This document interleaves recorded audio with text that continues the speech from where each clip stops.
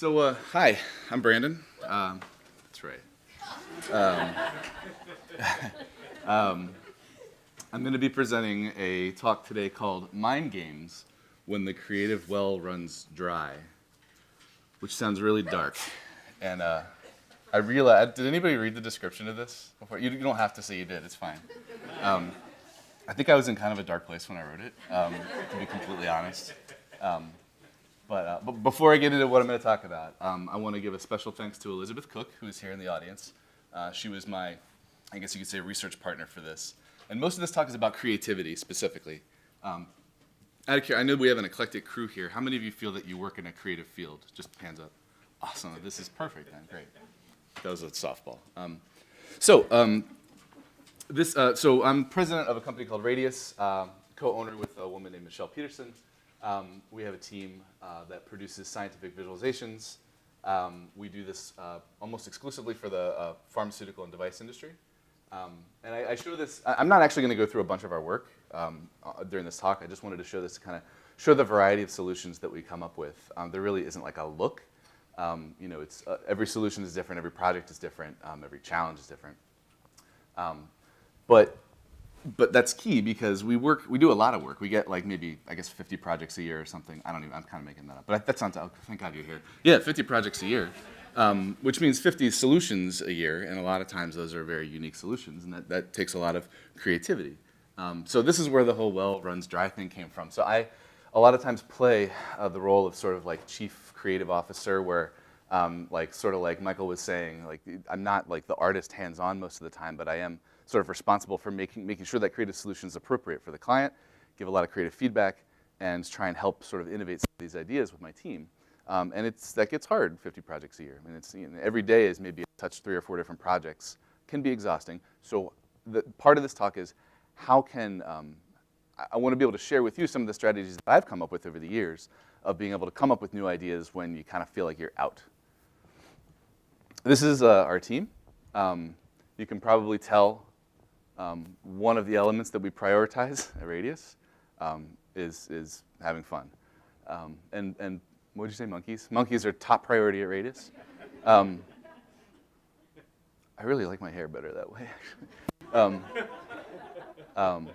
Yeah, so the thing is, these are these different ideas that you come up with, or different solutions, needing to come up with different creative solutions. That starts with your team, obviously, right? And I'm giving this initial, by the way, my mind tends to wander during presentations sometimes. Feel free to let your mind wander during this one. But I would say, pay attention to this part in the beginning, and then like later at the end. The middle part, just like kind of whatever. No, I'm being serious though, because like a lot of times some of my best ideas come up with like I watch somebody present something and it's like inspirational, and then I just go off on this thing and I come up with, and I realize I've missed some really important stuff. So I'm just giving you a heads up. Important in the beginning, important in the end, middle, whatever.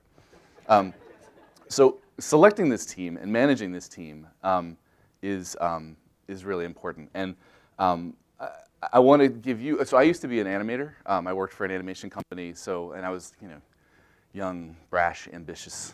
Now I'm just old, brash, whatever. But, I had a lot of like sort of needs as an illustrator and as an artist, and I believe these to be relatively ubiquitous among creatives, and maybe you can nod your head if you agree.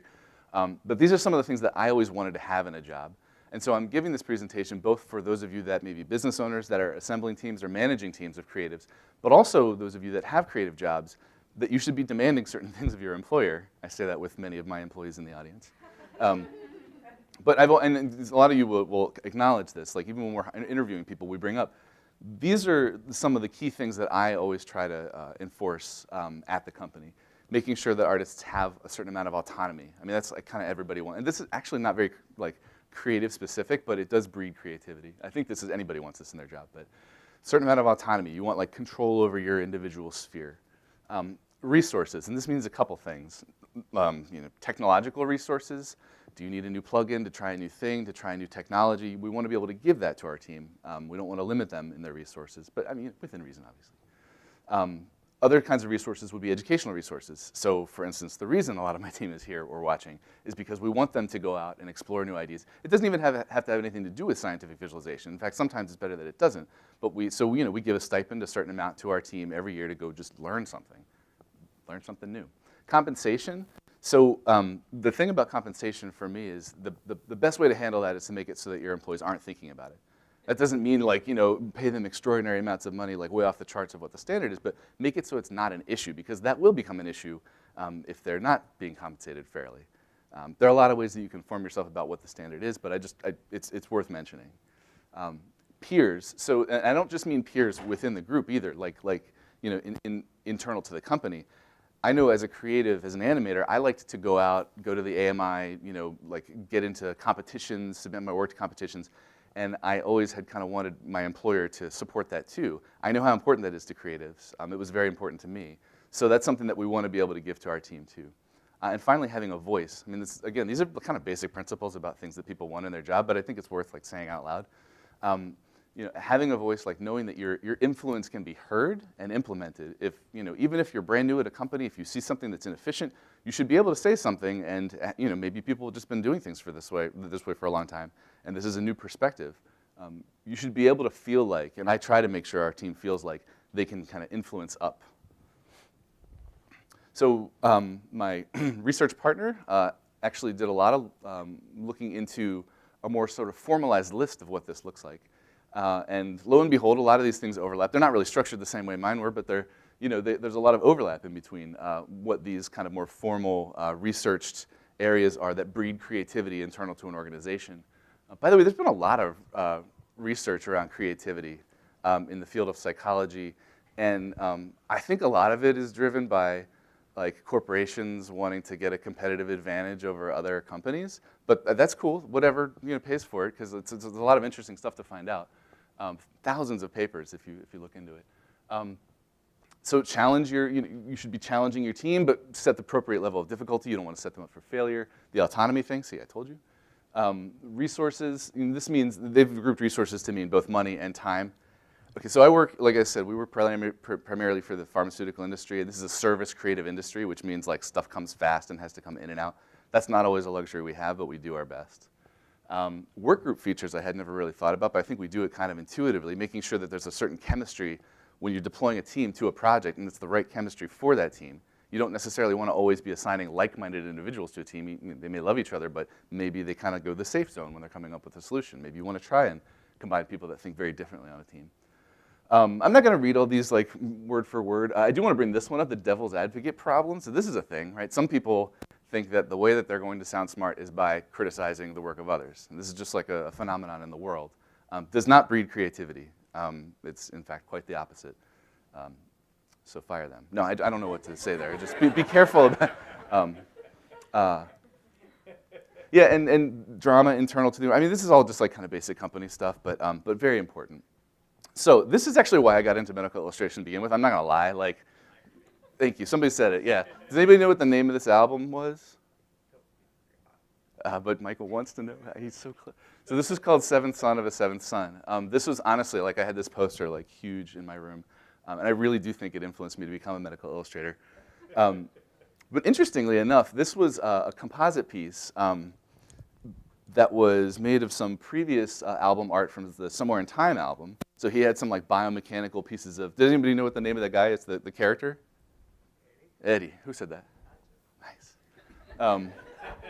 So that's Eddie. So he had some leftover artwork, but then this art from Gustave Doré, actually Bruce Dickinson, who's the lead singer of Iron Maiden, brought this to the illustrator, and he was like, hey, I really like this, maybe this can influence someone. So you can see this is like people frozen in the ninth circle of hell, and you can see how that relates to that. I'm not entirely sure what the, oh yeah, because that's why I got into medical illustration, right? So here's some thoughts. These are some theories. Again, thanks Elizabeth for all the help on the research on this. But I mean, some of you have heard of like divergent thinking, right? This is a creative concept. This is, a lot of times this is tested by giving somebody an object and saying, like, here in 2 minutes, name all of the uses you can think of to do with this object. A paperclip is an example. And apparently, like, kindergartners are much better at this than adults, which is kind of fascinating. So divergent thinking is, stresses novelty, coming up with new ideas, maybe ideas people hadn't thought of before, whereas the opposite of that would be convergent thinking, and that's more sort of like testing the appropriateness of something, more intellectually approaching a problem. Both of these, though, are part of creative problem solving. A lot of people only associate this with the creative end, But if I were to go back and show that picture of my team, every one of those people is part of a creative solution. Even the account-facing people that are like talking to talking to the client, being the liaison between the production team and the client. There's a lot of creativity that goes into that too. Even just recognizing like what the problem is the solution appropriate?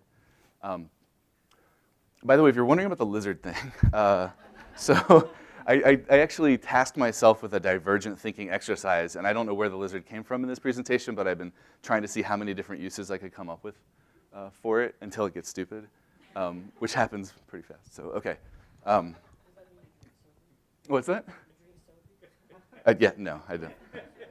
No, but I do like lizards. Yeah, so there you go, right. So, I mean, I think we like comics here. I think we can safely say that. I've seen everything. Divergent and convergent thinking aren't always harmoniously working together, right? Sometimes they're very much at odds with each other. And take a second to find what I consider creativity to be. I mentioned it's not just like thinking out of the box and new ideas and staring at the white wall. It's really that combination of coming up. It's problem solving when the answer is not obvious, using the tools of your particular domain or discipline. So in our case, most of us, I think, scientific visualization, you have tools like textbooks, right, and internet searches, and obviously you have drawing, and you have your 3D software and molecular visualization software. Maybe you have some peer work. In my case, you have some competitor work. These are all inspirations, but when those fail you, right, when those don't provide you a solution, that's where creativity starts. So this is a pretty old theory, as you can see, but it holds up. These are parts of the process of creative problem solving, and I'm only going through them because some of these get less stressed than others, and I think it's important to understand that they're all critical. So preparation, that's sort of like where you identify your problem. I have the benefit of working in a service industry, so my problems are often made for me. They're given to me by my clients, and then it's a matter of tackling. Incubation is where, so you've assessed the problem, you've thought through it, and you're like, all right, put this away for a second. Let it percolate beneath the surface. This is literally not actively thinking about it. This is going away and doing something else for a while. Illumination is that sort of like eureka in the bathtub moment, the aha when it comes to you. It's been happening, and you've been working on it, chewing on it in your subconscious, and at some point you could be stepping on a bus and it just hits you, I know what to do. And then verification, which is the last part, is the actual deployment of that creative solution and figuring out if it's right, if it's going to work for you. I don't have my notes in front of me, so I'm going to do my best to remember this quote. Invention is 93% perspiration, 6% electricity, 3% illumination, 1% butterscotch ripple. Anybody know who I'm quoting? Who am I quoting? No, but it's close. It is, I lost my slide there. The answer is Willy Wonka. Maybe he'll come up later. But that's kind of the point, is that this part of it here, this verification part, that's the perspiration element of that equation. And that's what takes the longest amount of time. And honestly, for me, it's the hardest part. The rest of it, I can listen to my client talk to me and explain the problem. I can zone out for a while and stop thinking about it. That's pretty easy. The illumination, I get lucky if I get something great. Verification is the hard part, and I often need a lot of help from my team on that one. So I'm going to take you through a quick case study. This is probably, feel free to zone out through most of this part, as I said. But this is a time the client came to us with a problem. This is our booth, they said.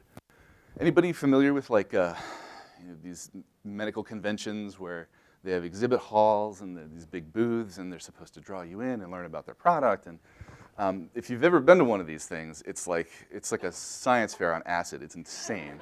It's just like screens everywhere. It's like being in Best Buy, and you don't know what to look at, and you don't really want to go in any of the booths because there are reps there ready to pounce on you.